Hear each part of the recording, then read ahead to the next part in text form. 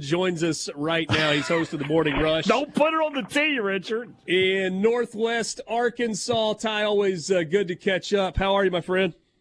Richard, I'm good, man. I was told during the break about that sausage conspiracy. It's apparently dark times across Mississippi right now. Yeah, I suppose so. We're gonna make it though. It's all gonna be okay. I feel like the loser of Saturday's game between the Razorbacks and the Bulldogs is kind of in for some dark times as well. What a weird year for this Arkansas team. I thought they were going to be better than they've been. When you look at the scores, close losses, but losses nonetheless.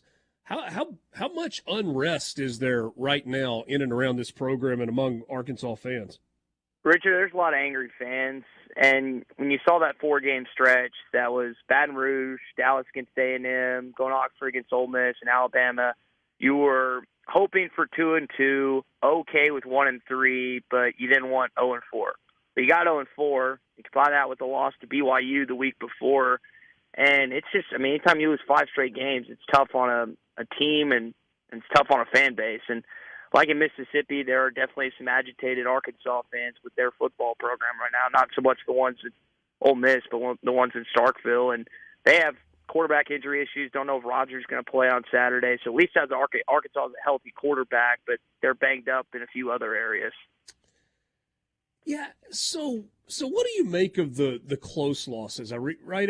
You can say, well, good teams figure out a way to win close games and bad teams lose close games. But the other part of that to me is Sam Pittman he's kept his guys engaged, and they've, certainly have not laid down in this stretch. Are they looking at this as an opportunity to kind of flip the script on the season, or at least start to do so? Yeah, Richard, it's a great question, and he's been stressing along with the players all week, we got to win this game, and rarely do you hear players and coaches as open as they are about that, but they know this is the entirety of their season. If they lose this game, the fan base is done with the season. They're going to move on to what's going to be a pretty potent basketball team, and that's just where they're at right now. You're back at home. It's homecoming. You're favored by a touchdown. Go out and win the game. Go out and execute. And if you don't, you're going to lose the fan base for the rest of the year. It's really black and white, to be honest, guys. Ty, when you look at this Arkansas team, there's been so much focus on their offensive struggles and the loss of Rocket Sanders thus far in the season. And you don't notice how much improved the defense has been from a season ago. That was not a good defense last year. They're much better this year. What's been the biggest factors for them to be better on that side of the ball? I'd say it's Travis Williams. He's come in here. He pulled some players out of the portal. You had Marcus Woods in that mix, who's the passing game coordinator for this team now. Got him from Florida State. And, they've been night and day better. Are they in the same category as, say, Bama, Texas A&M, Georgia? No. But they're still a stingy defense that limited Jalen Milroe last week. Jackson Dart didn't have a good game 2 weeks ago. You look at LSU, they contained Jane Daniels for almost a half, and then he got going a little bit. So they've had some, again, positive reinforcement. Guys have been unhealthy at times, and they've had some backups that have came in and played well. It has been, if the defense had wilted or fallen apart, these score differentials would be a whole lot different. Luckily, again, they've really kind of installed a defense that's fighting back through 7 games of the season. Ty Richardson visiting with us on the Farm Bureau guest line. Check out favorites.com and go with the home team, Mississippi Farm Bureau. You can follow Ty on Twitter if you would like to do that as well. He is at Ty Sports Radio, and that is Ty with an E, Tye Sports Radio, co-host of the Morning Rush in Northwest Arkansas on ESPN Radio. Ty, the Dan Enos thing didn't really make sense to me when the hire was made, and as we get deeper into the year, I feel like it makes less and less sense. Is he a scapegoat? Has he done a better job than I'm giving credit for, or is this offense a disaster right now? It's pretty bad, and him and KJ Jefferson haven't meshed like Brandon Allen and him did back in 2015.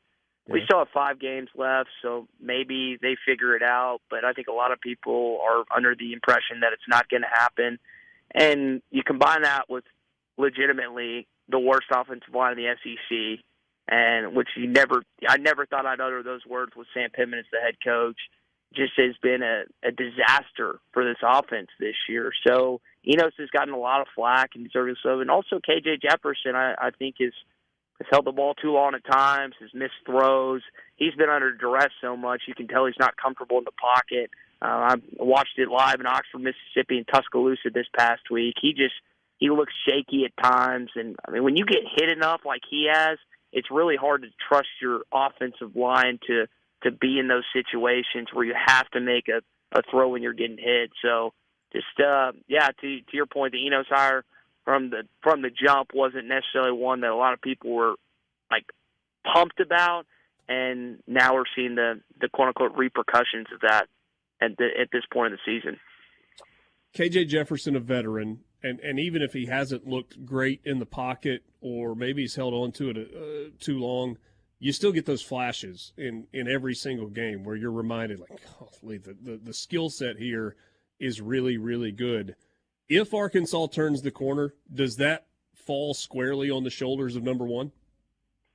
I think so, because he's being asked to be Superman right now. Rocket Sanders is not available for Saturday. It's been odd, hasn't it, that Quinshon Judkins and him were supposed to be the best running backs in the SEC, and both have been injured and maybe not lived up to the preseason hype that we thought they would.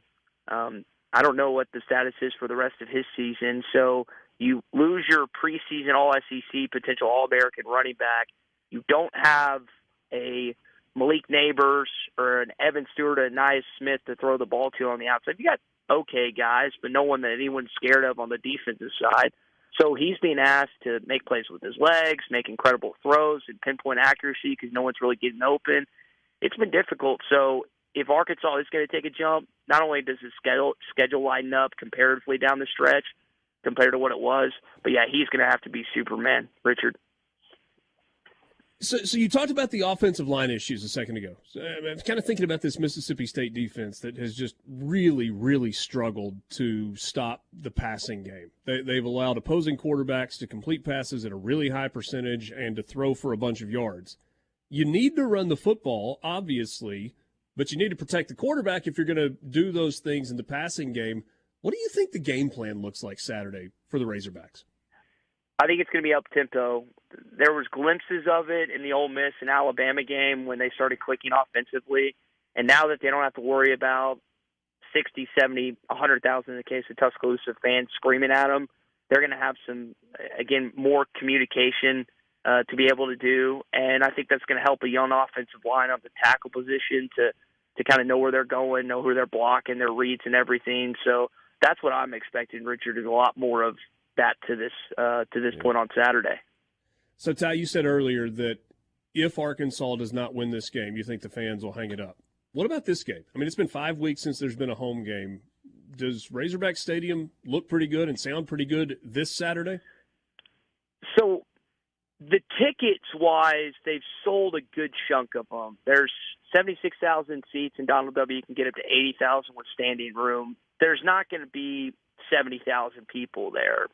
I'm going to guess somewhere between, 55 to 65. Maybe I'm underestimating that with it just being homecoming and a nice weather day and kind of everything else involved. But I don't anticipate them just having a near sellout, even though a lot of the tickets, because from the people I've talked to, Richard, a lot of people that were planning on going to a road trip to Gainesville or that were planning on going to this game have either tried to sell their tickets or just not going to go based on the current state of this team, which I don't know if that's the right move or not, because they could get on win on Saturday. They could be back on board. But, I mean, it's really tough to convince a fan base to hang on board when you've lost 5 straight games, albeit to some pretty solid opponents sprinkled in, especially on the road. No doubt. Arkansas off to an 0-4 start in the SEC. Mississippi State 0-3 in the SEC. Somebody's going to get their first league win on Saturday morning in Fayetteville. Ty, great catching up.